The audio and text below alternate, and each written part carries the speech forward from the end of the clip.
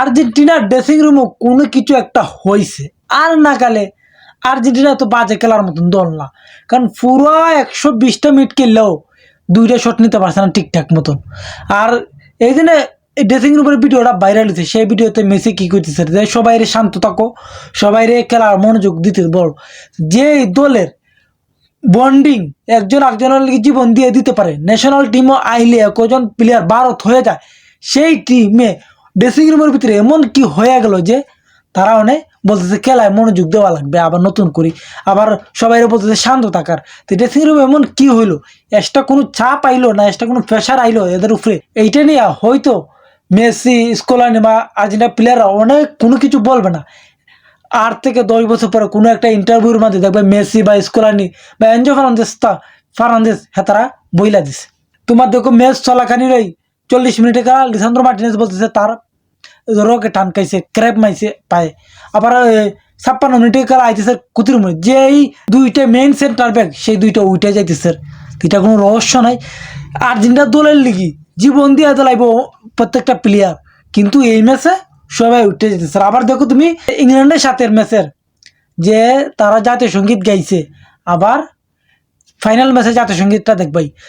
ইহান দেখলে বোঝা যায় যে তারা কতটা এই ম্যাচ লইয়া কতটা প্রেশার পড়ছে তাদের উপরে।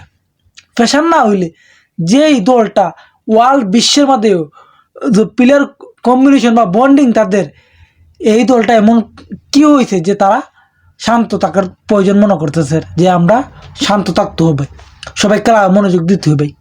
আবার একটা জিনিস ফলো করছেন যে পুরো ওয়ার্ল্ড কাপে আর্জেন্টিনার লেজেন্ড যারা আছে, তিয়াগো সিমেনো কো, দি মারিয়া কো, এবং তোমার সার্জি আগুয়েরো কো, তারা কিন্তু মাঠে আসছে, কিন্তু ফাইনালও তাদের কাউকেই দেখা গেছে না, কিন্তু কাউকেই দেখা গেছে না মাঠে। সম্ভবত সেমিফাইনাল ম্যাচে যে একটা ব্যানার লইয়া আর্জেন্টিনা প্লেয়াররা দাঁড়াইছিল, যে ফকল্যান্ড দ্বীপ লইয়া, সম্ভবত সেই জায়গার থেকেই দ্বন্দ্বটা স্টার্ট হয়েছে।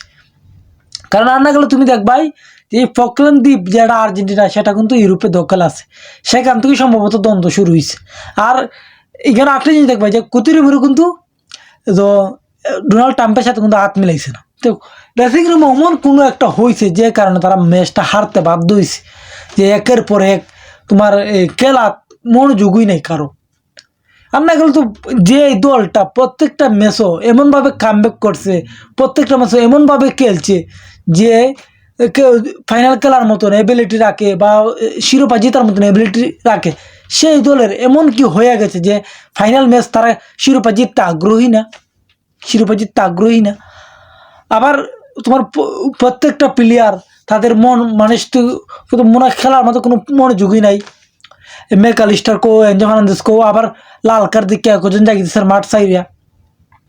মানে এমন কিছু একটা হয়েছে যে কারণে আর্জেন্টিনা ওয়ার্ল্ড কাপ থেকে দূর হয়ে গেছে। কিন্তু এই জিনিসটা আজ নয়, হয়তো মেসি বয়স হবে 10 থেকে 15 বছর পর হইলো এই বিষয়টা মুখ খুলবে, 10 থেকে 15 বছর পর হইলো এই বিষয়টা লইয়া আর্জেন্টিনা মুখ খুলবে।